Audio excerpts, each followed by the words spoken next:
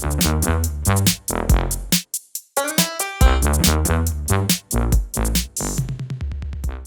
dan, djeco. Evo vidimo se opet. Ja sam Vedrija Šabani, nastavnik bosanskog jezika i književnosti. Danas ćemo ponoviti lekciju imperativ za 9. razred.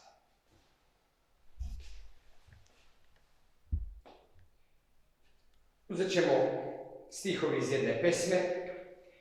Ne govori nikad o onom što oči tvoje ne vide. Nemoj da tvoje se oči rođenih usta stide.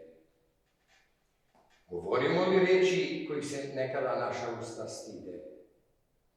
A znamo da niko ne voli da mu se neko obraća na nekulturan način. Svima nam je draže čuti lepe riječi. Ajde da se vratimo mi imperativu. U kom vremenu se dešava radnja ove pesme? Ne govori nikad o onom što oči tvoje ne vide, nemoj da tvoje se oči rođenih usta stide. Da li je sadašnjost? Ne govori nikad o onom što oči tvoje ne vide. Da nije prošlost? Govorio sam, ne govori nikad o onom što oči tvoje ne vide. Da vidimo da nije budućnost. Govorit ću, ne govori nikad o onom što oči tvoje ne vide. U ovim primjerima vidimo da ovaj glagolski oblik ne kazuje vreme vršenja rada. Znači nije ni u sadašnjosti, ni u prošlosti, ni u budućnosti.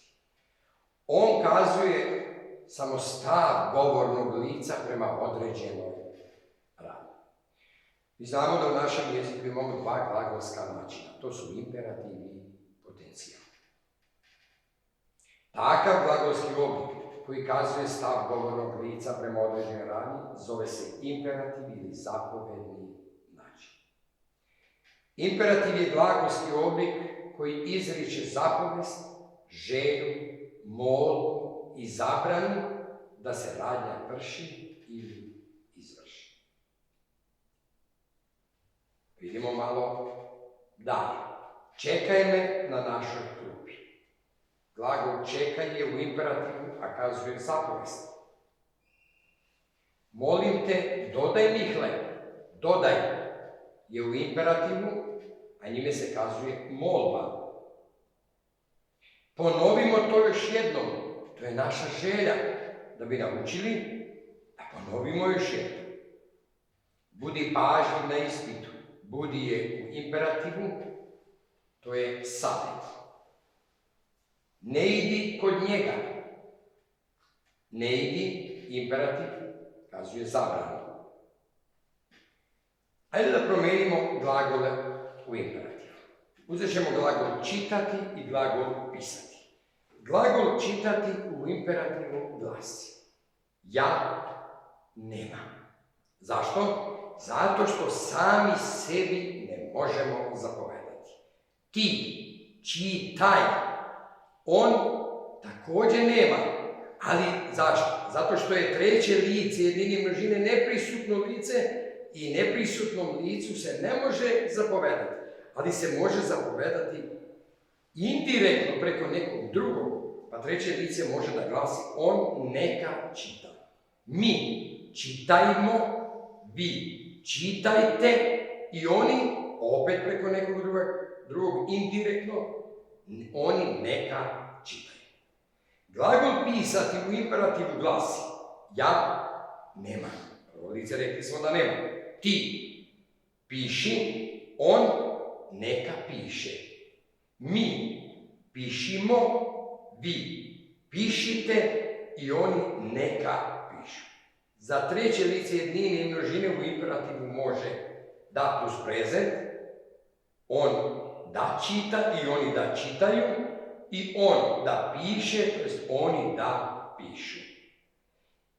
Rekli smo da imperativa nema za prvo lice jednine, jer sebi ne možemo zapovedati, a za treće lice jednine i množine jer je neprisutno lice, također ne možemo zapovedati.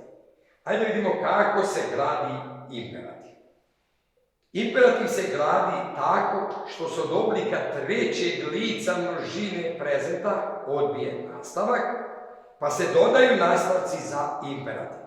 Nastavci su dvojaki, i, imo, ite i j, jmo, jte. Što znači ovdje se imperativ gradi od prezenske osnove, ali se prezenska osnova dobija od trećeg lica množine prezenta odbijanjem nastavka za prezent i dodavanjem nastavaka za imperativ. Hajde da vidimo još na nekim primjerima. On tada otiđi kući i tamo ne nađe nikoga. Ovdje vidimo da se imperativom iskazuje prošla radnja, koja se jako retko koristi. Ona se koristi samo u pripovetkama, to jest u književnim delima.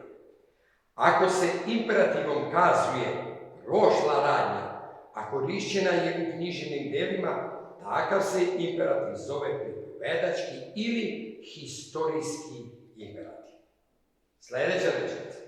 Daj mahni tome štap u ruke, pa sedi i plači. Ovdje imamo daj, sedi i plači u imperativu, ali ovdje imamo jednu poslovicu. Također često glagolske oblike mi koristimo u poslovicama. Imperativ u poslovicama zove se gnomski ili poslovički imperativ. Mislim da sam ispunio vaše očekivanja, pa ćemo na jednom od sljedećih časova uraditi ponavljanje svih glagolskih oblika. Za domaći zadatak dobro bi bilo da se u imperativu promene dva glagola, da se to pošalje svom nastavniku jezika. Vidimo se, djeco, na sljedećem času. Hvala.